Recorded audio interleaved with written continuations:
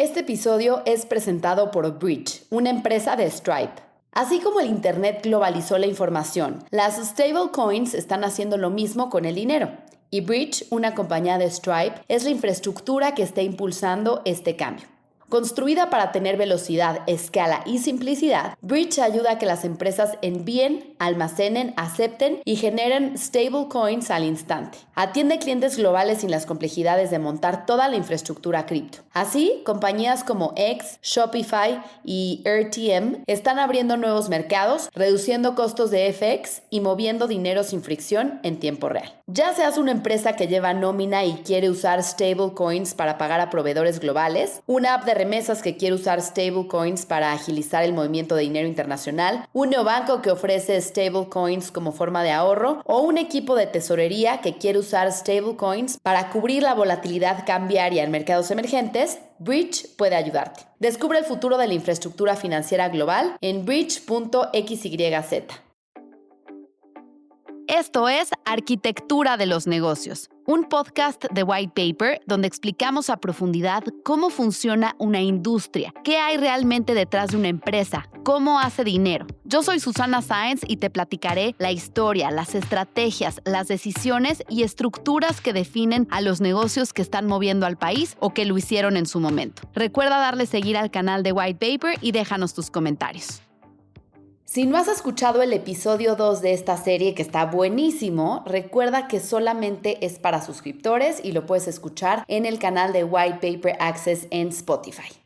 Hola, ¿qué tal? Yo soy Susana Sáenz y hoy les presento el tercer episodio de la serie de Nubank de Arquitectura de los Negocios de White Paper. En el episodio anterior les platiqué de la expansión de la compañía a México, Colombia y por supuesto su llegada a Estados Unidos, los procesos regulatorios y el histórico IPO en el New York Stock Exchange. Hoy les voy a explicar cómo gana dinero Nubank. Y es que hay una pregunta que Wall Street se ha hecho desde que Nubank salió a bolsa en 2021. ¿Es un banco o es una empresa de tecnología? Y la respuesta, como vamos a ver hoy, es que esa pregunta quizá está mal planteada porque lo que Nubank ha construido es algo que antes no existía. Un banco que funciona como plataforma tecnológica, que crece como una red social y que gana dinero como una institución financiera de primer nivel. ¿Están de acuerdo conmigo? Si no, escríbanme sus comentarios. En este tercer episodio vamos a revisar cómo Nubank decide a quién prestarle, por qué puede operar más barato para adquirir clientes y qué significa realmente el famoso flywheel del que tanto habla David Vélez, el cofundador. Vamos a hacerlo con datos de los reportes anuales y los archivos de Nu Holdings que presenta ante la SEC, el regulador de Estados Unidos. Empecemos entonces con los números que importan. A nivel global, al tercer trimestre de 2025, Nubank alcanzó 127 millones de clientes, con ingresos cercanos a 11,000 millones de dólares y utilidades por más de 2,000 millones de dólares. Incluso consolidando una operación altamente rentable tras haber sido deficitaria al principio. Su balance también refleja cierta madurez. El portafolio que genera intereses supera los 17,000 millones de dólares, los depósitos 38,000 millones de dólares y el portafolio total 30,000 millones, lo que muestra una base sólida de fondeo y una expansión relevante del crédito. Ahora, si vemos el crecimiento a lo largo de estos años, a nivel global ha sido acelerado y consistente desde el 2019. En 6 años, la base de clientes se multiplicó más de 6 veces, de 20 a 127 millones, mientras que los ingresos crecieron casi 18 veces, de 612 millones a más de 11,000 millones. El neobanco pasó de pérdidas relevantes en 2019-2020 a rentabilidad en 2021-2022 y desde entonces ha escalado de forma exponencial sus utilidades, superando los 2,000 millones en 2024. Y hay que aceptarlo, estos son números que hace 5 años nadie hubiera imaginado posibles para un banco que no tiene una sola sucursal física. David Vélez, el CEO y founder, en entrevista con White Paper, dijo que fueron la primera fintech en el mundo que logró ser rentable a los 3 años. Haber comenzado un crédito, de hecho, nos da la oportunidad de haber sido rentables solo con crédito.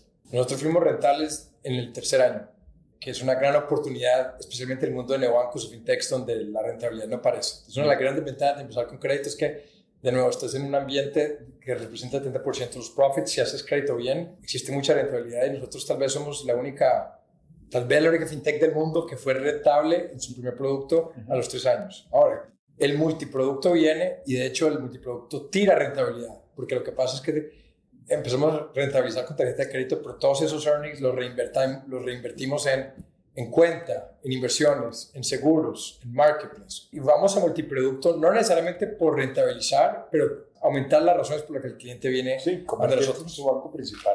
Para llegar a esa meta final estratégica que es ser el banco principal del cliente. Que ahí sí, esa posición estratégica significa una monetización mayor, un churn menor, una posición mucho más valiosa en servicios financieros que pocas fintechs llegan a tener porque se quedan básicamente en la área de ser un wallet. Y tú no guardas tu dinero de tu vida, de tus ahorros en tu wallet, no la pones aquí en tu wallet. Entonces, el multiproducto viene para tratar de capturar esa posición estratégica, pero inicialmente es bastante costoso llegar a ser multiproducto y nos tira bastante rentabilidad para poder finalmente ya llegar a un punto donde estamos hoy, donde como un grupo, como un todo, es rentable. Ahora bien, ¿de dónde viene ese dinero? Porque ahí es donde se pone interesante. Los ingresos de Nubank tienen 3 grandes fuentes y entender el peso de cada una es fundamental para comprender el negocio. Entonces, vámonos por partes. La primera y más grande fuente son los ingresos por intereses. Para el año fiscal 2024, los ingresos por intereses y ganancias en instrumentos financieros representaron el 83.6% de sus ingresos totales. Estamos hablando de casi 9.600 millones de dólares. Y ese porcentaje subió desde 80.2% que representaba en 2023, lo que nos dice que el negocio de crédito está creciendo más rápido que el resto. Ahora, ¿qué está dentro de esos ingresos por intereses? Básicamente 2 cosas, los intereses que cobran sobre las tarjetas de crédito y los intereses sobre los préstamos personales. El crecimiento en 2024 vino impulsado por el aumento de la cartera de préstamos, que creció 84%, y de las cuentas por cobrar de tarjetas de crédito, que subieron 50.8%. Todo esto impulsado por la expansión de la base de clientes y por el uso de los límites de crédito vía Pix, una función que ha ganado muchísima atracción en Brasil, su primer y más grande mercado, y del que ya les platicaba en el episodio anterior con Roberto Campos, quien fue presidente del Banco Central brasileño e impulsó esta iniciativa de Pix que hizo crecer muchísimo el mercado.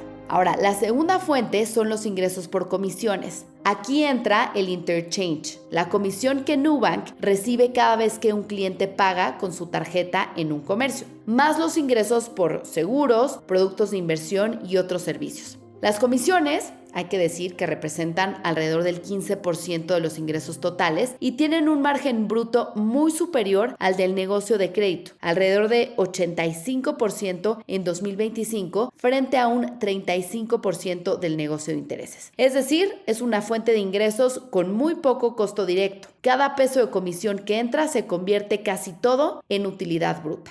La tercera fuente es el float de los depósitos. Cuando los clientes depositan su dinero en la cuenta Nu o en las cuentas de ahorro, Nubank invierte esos recursos en prestarlo a sus clientes, pero los excedentes de tesorería los invierte principalmente en bonos gubernamentales. La diferencia entre la tasa que paga los depositantes y la que gana en esas inversiones es el llamado ingreso por float. Y aquí en 2024, el portafolio de activos que generan intereses alcanzó 11,000 millones de dólares a finales de ese año, lo que representa 75% más que en 2023. Y esta tercera fuente es especialmente relevante en Brasil, donde las tasas de interés, recordemos, son históricamente altas. Entonces, cuando el Banco Central de Brasil sube las tasas, como lo ha hecho en los últimos años, Nubank se beneficia porque sus inversiones en bonos rinden mucho más. Entonces, es una dinámica que los bancos tradicionales conocen bien, pero que Nubank aprovecha con una base de depósitos que crece a velocidades que los incumbentes no han visto en décadas. Ahora, si el negocio principal de Nubank es prestar dinero y cobrar intereses, hay una pregunta crítica que cualquier inversionista, cualquier regulador y cualquier competidor se haría. ¿Cómo sabe Nubank a quién prestarle? Porque prestar dinero es fácil, lo difícil aquí es que te lo paguen. Y aquí es donde la diferencia entre Nubank y un banco tradicional se vuelve abismal. Por poner un ejemplo, un banco tradicional, digamos BBVA, Santander o Itaú en Brasil, toma decisiones de crédito basándose en modelos que pueden llevar de 9 a 12 meses en desarrollarse. Ellos principalmente usan información de buros de crédito, información histórica y criterios bastante rígidos que incluyen a millones de personas que nunca han tenido acceso al sistema financiero formal. En Nubank, el proceso es radicalmente diferente. Los modelos de riesgo se desarrollan y despliegan en aproximadamente 3 meses gracias a una plataforma de datos robusta que permite experimentar constantemente, probar escenarios y descartar lo que no funciona. Y entonces, ¿qué datos usa Nubank para tomar esas decisiones? El presidente y COO del neobanco, Joseph Larech, lo describió así. Nuestra meta es combinar lo mejor de la tecnología y la banca. La combinación de tecnología, gobernanza, un enfoque muy disciplinado y una obsesión por el cliente nos da una ventaja competitiva única. En la práctica, eso significa que Nubank no solo revisa si tienes historial de crédito previo, se fija en cómo usas la app, con qué frecuencia, cómo y cuándo pagas, qué productos consumes, cuál es tu patrón de gasto, y a medida que más clientes se incorporan y más transacciones pasan por la plataforma, los modelos se vuelven más precisos. Cada nuevo cliente hace el modelo de crédito marginalmente más preciso para un segmento demográfico específico, el modelo de fraude incrementalmente mejor y el motor de personalización, pues digamos que más certero en sus recomendaciones. Y esta es una ventaja que crece con cada usuario. Así que, en pocas palabras, Nubank tiene modelos predictivos de riesgo que empiezan a incorporar inteligencia artificial y con base en la acumulación de historia, datos y experiencia, se vuelve más inteligente. Y aquí yo lo compararía con la tesis con la que Tesla, por ejemplo, ha desarrollado su sistema de navegación que va alimentando el modelo con la data de todos los conductores todos los días.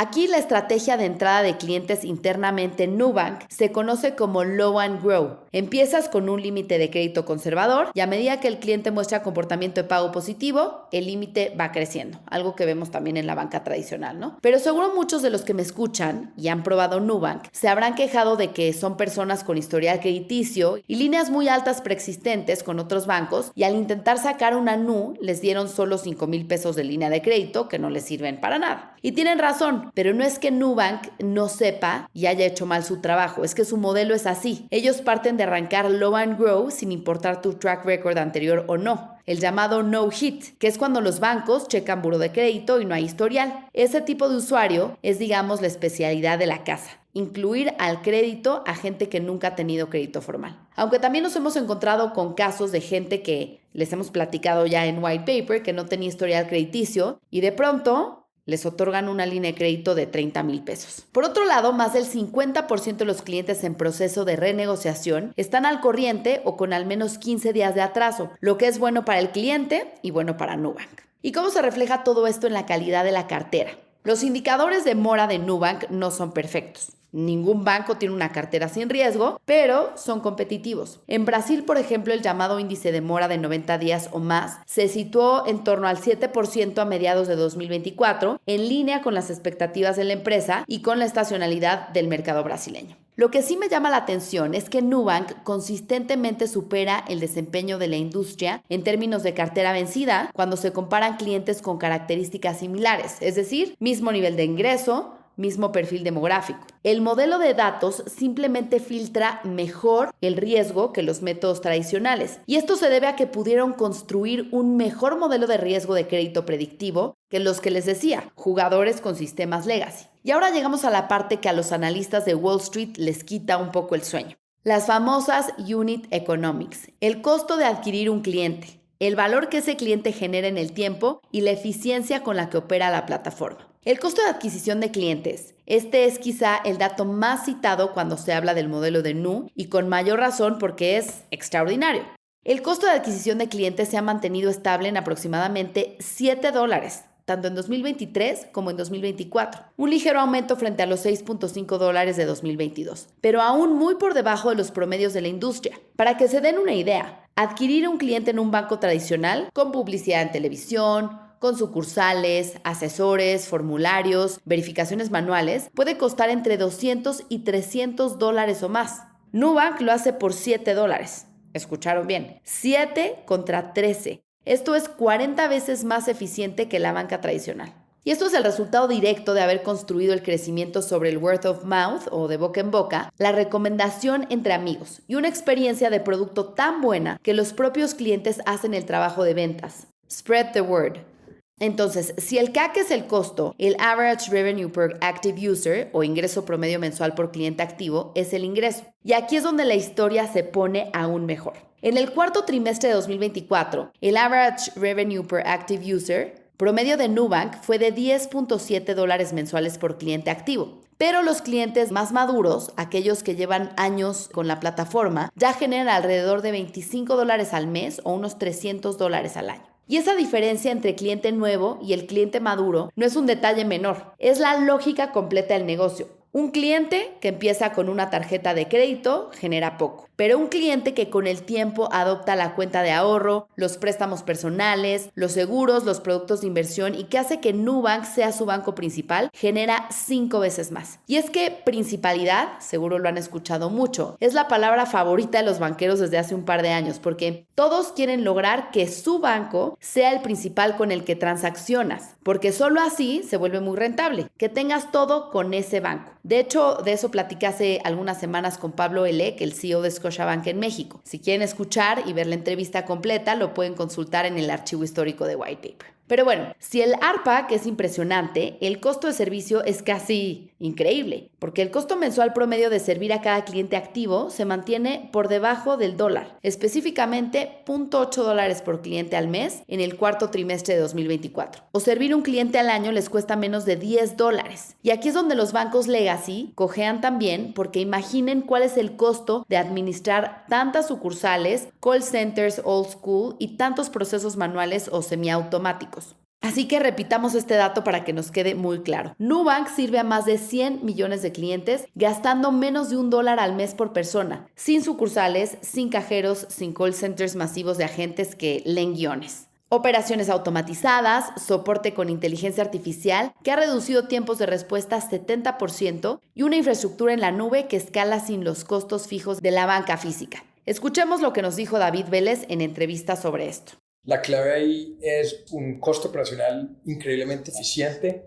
Somos 20 veces más eficientes que los bancos, un costo operacional de 5% de lo que un banco tradicional. El servicio financiero es una gran ventaja competitiva ser el lowest cost producer, tener un costo muy bajo. Eso nos permite llegar a más gente y también poder ofrecer productos con límites más bajos rentablemente, que para los bancos tradicionales es imposible hacer eso. Sí. Cuando vamos a México, existe el intercambio, pero hay de hecho un producto de tarjeta de crédito que es más consistente con la tarjeta de crédito con función en Estados Unidos, donde la gente lo utiliza para financiamiento. Y preferimos ese negocio que el de Brasil, porque son tasas de interés mucho más bajas que en Brasil, pero con un comportamiento más sustentable a lo largo del tiempo, donde la gente utiliza el financiamiento, paga tasa de interés, pero con unas pérdidas de crédito relativamente menores por cohort. Entonces, el modelo de negocios termina siendo parecido al de Brasil, con diferentes componentes, pero lo clave al final es un costo operacional muy bajo, una plataforma de tecnología increíblemente eficiente que al final nos permite no tener que cobrar todas esas diferentes comisiones que los bancos tradicionales tienen que cobrar por tener 50,000, 100,000 empleados, sucursales bancarias en cada esquina, edificios grandes, todo ese tipo de infraestructura cara. Nuestra concepción como empresa siempre ha sido de empresa de tecnología. Nos vemos como una empresa de tecnología que está en servicios financieros, no como un banco. Y las empresas de tecnología, empresas de software, escalan basada en infraestructura escalable y cuando hay un problema de escalabilidad se resuelve con software y con automación y no con seres humanos. Entonces esa siempre ha sido la filosofía de cómo creamos sistemas que nos permiten esa escalabilidad con un costo que no debería escalar al mismo tiempo. Ahora veamos el famoso ratio de eficiencia. Los bancos miden su eficiencia operativa con un ratio simple. ¿Cuánto gasto por cada peso que ingresa? Un banco tradicional en América Latina suele tener ratios de eficiencia entre el 50 y el 60%. Es decir, de cada 100 pesos que entran, 50 o 60 se van en operar el banco. En 2024, Nubank reportó un ratio de eficiencia de 31.4%, significativamente más bajo que el promedio de las instituciones financieras tradicionales. ¿Esto qué quiere decir? Que Nubank opera con casi la mitad del costo relativo que un banco convencional. Y esa diferencia no es marginal, es estructural. No desaparece cuando escalan, al contrario, tiende a mejorar porque los costos fijos tecnológicos se distribuyen entre más y más clientes. Ahora, vamos al lifetime value sobre el costo de adquisición por cliente. Nubank tiene una tasa de abandono o churn mensual de apenas 0.13%. Prácticamente nadie se va. Esto implica una vida esperada del cliente de décadas, combinada con un costo de adquisición de alrededor de $5 y márgenes brutos de casi 50%. El ratio Lifetime Value CAC de Nubank supera 30 veces. Para poner en contexto, en el mundo del VC, un ratio de 3 veces se considera bueno. Nubank está en 30. Ese periodo de recuperación de costo de adquisición es de menos de 12 meses, lo que es espectacular incluso para los estándares más exigentes de las fintech globales. Y aquí llegamos al concepto que quizás mejor explica por qué Nubank no es solo una tarjeta de crédito con una buena app. Es una plataforma con un efecto de volante o flywheel que se va acelerando con el tiempo. La lógica es esta. Todo empieza con la tarjeta de crédito, que es el producto de adquisición, el gancho. Fácil de entender, fácil de solicitar desde el celular, en pocos minutos, sin comisiones anuales. El 30% de los nuevos clientes de Nubank llegan por recomendación directa de otro cliente. No por un anuncio de televisión, no por una campaña de Google, sino que por alguien que le dijo a un amigo, tienes que conocer esta tarjeta. Y una vez que el cliente tiene la tarjeta, Nubank lo conoce, sabe cómo gasta, cómo paga, cuánto usa el crédito. Y esa información le permite ofrecer el siguiente producto con una propuesta personalizada, que es la cuenta de ahorro. Y la cuenta de ahorro, digamos que cambia todo. Porque cuando el cliente empieza a depositar dinero en Nubank, pues la relación ya es mucho más profunda, ¿no? Nubank pasa a ser de la tarjeta morada al banco donde guardas tu dinero, el banco en el que confías. Esa es la transición de cliente a cliente principal o Primary Banking Relationship, la ya mencionadísima principalidad. Más del 57% de los clientes activos que llevan más de un año con Nubank lo consideran su banco principal. Esta es una cifra muy importante. Y cuando Nubank es tu banco principal, el cross-sell ya se vuelve natural. Aparecen los préstamos personales, los seguros, los productos de inversión. Cada peso adicional de ingreso que genera ese cliente tiene un costo marginal porque la infraestructura ya está pagada. Ahora, aquí quiero hacer un paréntesis con la guerra de tasas entre neobancos en México. Me refiero a Nubank, Story, Mercado Pago, Claro o Ualá. Que long story short, pues fue esta estrategia agresiva para captar depósitos y usuarios ofreciendo rendimientos muy por encima de la banca tradicional. Seguramente ustedes lo habrán vivido entre 2023 y 2024 en un entorno de tasas altas de Banxico, por ahí del 11%, buscando contener la inflación. Las fintech llegaron a ofrecer hasta 15 o 17% anual, incluso 2 y 7 puntos porcentuales por encima de la referencia. Y esto contrastaba muy fuerte con bancos tradicionales que pagaban entre 5 y 6%, lo que detonó una migración masiva de ahorradores digitales y permitió a jugadores como Nu y Story escalar rápidamente su base de clientes. Aunque conozco historias de algunos bancos donde abrieron su cuenta, metieron su dinero con cierto rendimiento porque estaba topado, retiraron el dinero de su cuenta y nunca más la volvieron a usar. Pero bueno, esta guerra se empezó a enfriar entre 2024 y 2025 a medida que las tasas de interés en México empezaron a bajar porque ya se estaba conteniendo la inflación, estaba llegando al rango objetivo del Banco de México y las fintechs también maduraron, por lo que los rendimientos se ajustaron. Muchos productos están más en el rango de 8 o 12% dependiendo del plazo. Pero más importante aún, varias empresas, incluyendo a Nu, que a marzo de 2026 está en 7%, han cambiado su estrategia. Pasar de crecer a cualquier costo, vía tasas altas, a enfocarse en rentabilidad, menor costo de fondeo y productos de mayor valor agregado. Pero entonces, regresando a la principalidad, esto se vuelve en un circuito virtuoso que se retroalimenta porque más clientes traen más datos mejoran los modelos, mejores modelos permiten aprobar más crédito con menor riesgo y menor riesgo mejora la rentabilidad, mayor rentabilidad permite invertir en más producto y más producto atrae a más clientes. ¿Qué tal este círculo? Eso es el flywheel de Nubank del que tanto habla David Vélez. Pero ahora viene la parte incómoda. Porque Nubank no siempre fue rentable y la historia de cómo llegó a hacerlo es en sí misma una lección sobre las tensiones que viven todas las fintech de alto crecimiento. Durante años, Nubank perdía dinero intencionalmente. Estaba invirtiendo en crecer, en construir tecnología, en conquistar mercado. Y eso tiene sentido para cualquier empresa que quiera ser grande. Pero llega un momento en que el mercado te pregunta, ¿cuándo vas a ganar dinero de verdad? Les dejo otro segmento de lo que nos platicó hace unos años David Vélez. Éramos una startup, teníamos poco capital, fue muy difícil encontrar el fondeo para ese portafolio. Entonces tuvimos que ser muy cuidadosos, teníamos que estar viendo continuamente la pérdida para no asustar a los pocos inversionistas que permitían dar el fondeo. Pero 6-7 años después nos arrepentimos mucho de no haber hecho más testes fundacionales, porque un modelo de crédito no se puede construir sin pérdidas.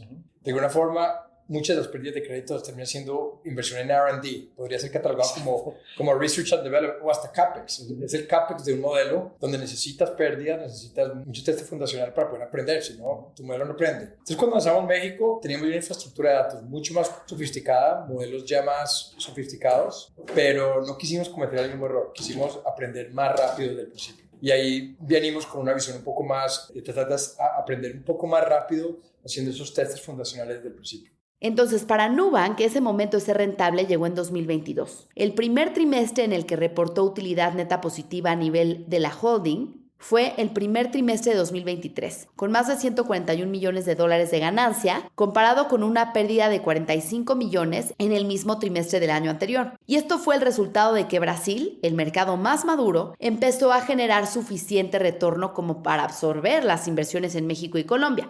El crecimiento de la rentabilidad desde entonces ha sido constante y acelerado. En el tercer trimestre de 2023, Nubank superó por primera vez la barrera de los $2,000 millones en ingresos trimestrales, reportando una utilidad neta de $303 millones y alcanzó un retorno sobre capital del 21%. Para el cuarto trimestre de 2024, la utilidad neta ajustada llegó a $610 millones, con un retorno sobre capital anualizado del 32%. Y eso pone a Nubank entre las instituciones financieras más rentables del mundo, medido por este indicador.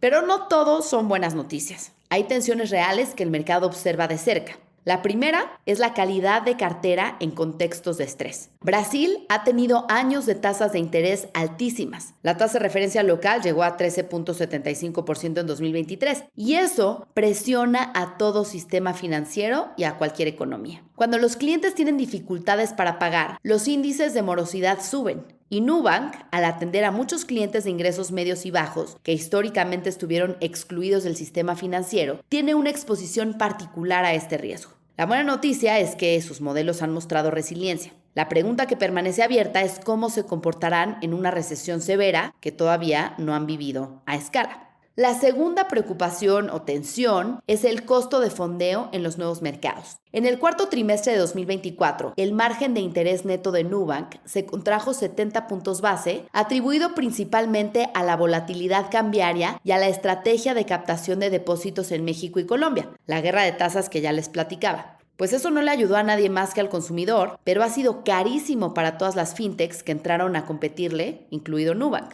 Atraer depósitos en nuevos mercados requiere pagar tasas competitivas y esto reduce el margen mientras el negocio madura. Es el costo de la expansión, pero teniendo la lealtad de los clientes, eso en el mediano plazo se paga. Pero sí, la guerra de tasas en México, donde la batalla por captar clientes digitales es feroz, pues genera una presión constante sobre los márgenes. Y no es una guerra que Nubank vaya a perder. Su estructura de costos le da una ventaja enorme, pero sí es una guerra que no termina aún. Muchas fintechs queriendo ganar mercado. El más reciente caso es el de Revolut, pero también está Ualá y Klar y muchos otros que quieren tener ese mercado. Y entonces, regresando a la pregunta de inicio, ¿es Nubank un banco o una empresa de tecnología? David Vélez ya dijo que es una empresa de tecnología con servicios financieros. Y esa diferencia creo que importa más de lo que parece. ¿Ustedes qué creen? El flywheel gira. En el siguiente episodio vamos a hablar de algo que quizá es el capítulo más polémico de toda esta historia, la guerra por México y por qué el segundo mercado de Nubank podría ser eventualmente tan grande como el primero. Este episodio fue producido y grabado por Susana Sáenz, editado por Lucía Jaime y en la investigación, Susana Sáenz y Valeria Díaz. Esta es una producción de White Paper Media, la fuente de información de negocios en la que confían los principales empresarios y empresarias de nuestro país. Yo soy Susana Sáenz y si tienes curiosidad de cómo opera alguna industria o sector o alguna empresa, mándame tus sugerencias a susana@whitepaper.mx. Suscríbete en whitepaper.mx. Este episodio es presentado por Bridge, una empresa de Stripe. Así como el Internet globalizó la información, las stablecoins están haciendo lo mismo con el dinero. Y Bridge, una compañía de Stripe, es la infraestructura que está impulsando este cambio. Construida para tener velocidad, escala y simplicidad, Bridge ayuda a que las empresas envíen, almacenen, acepten y generen stablecoins al instante. Atiende clientes globales sin las complejidades de montar toda la infraestructura cripto. Así, compañías como X, Shopify y RTM están abriendo nuevos mercados, reduciendo costos de FX y moviendo dinero sin fricción en tiempo real. Ya seas una empresa que lleva nómina y quiere usar stablecoins para pagar a proveedores globales, una app de remesas que quiere usar stablecoins para agilizar el movimiento de dinero internacional, un neobanco que ofrece stablecoins como forma de ahorro o un equipo de tesorería que quiere usar stablecoins para cubrir la volatilidad cambiaria en mercados emergentes, Bridge puede ayudarte. Descubre el futuro de la infraestructura financiera global en bridge.xyz.